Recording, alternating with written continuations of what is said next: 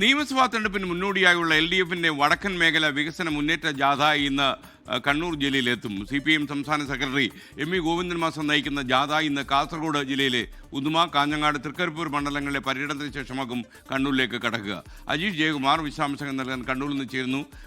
Ajeesh, good morning. പറയൂ അജീഷ്.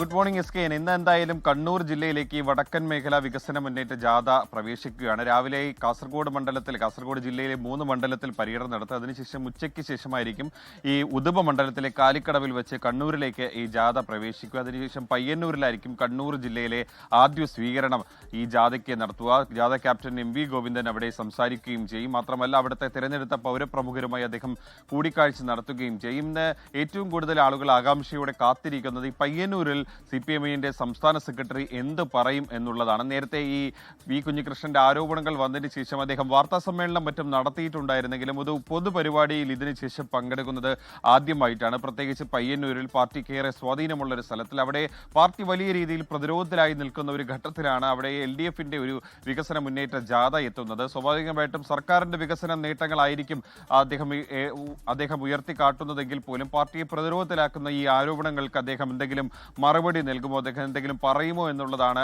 അണികൾ ഏറ്റവും കൂടുതൽ ഉറ്റുനോക്കുന്നത്. സ്വാഭാവികമായിട്ടും ഈ രക്തസാക്ഷി ഫണ്ട് ക്രമക്കേട് ഉൾപ്പെടെയുള്ള കാര്യങ്ങളിൽ ഈ പാർട്ടി അനുഭാവികൾക്കിടയിലും വലിയ സംശയമുണ്ടായിരുന്നു. പലരും വി കുഞ്ഞികൃഷ്ണനെ അനുകൂലിച്ച് പാർട്ടി പരിപാടികളിൽ നിന്ന് വിട്ടുനിൽക്കുന്ന ഒരു കാഴ്ചയും കഴിഞ്ഞ ദിവസങ്ങളിലൊക്കെ ഉണ്ടായിരുന്നു.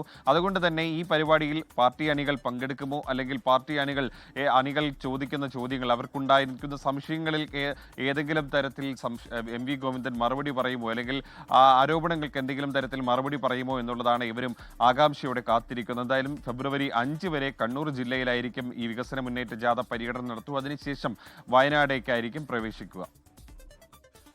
Okay, thank you. ലോകത്തെവിടെയായാലും ഏത് സമയത്തും 24 വാർത്തകളും ഓഗ്മെന്റഡ് റിയാലിറ്റി പാക്കേജുകളും എക്സ്പ്ലെയിനറുകളും വിശദമായി കാണാൻ ഞങ്ങളുടെ YouTube ചാനൽ നിങ്ങൾക്ക് സബ്സ്ക്രൈബ് ചെയ്യാം.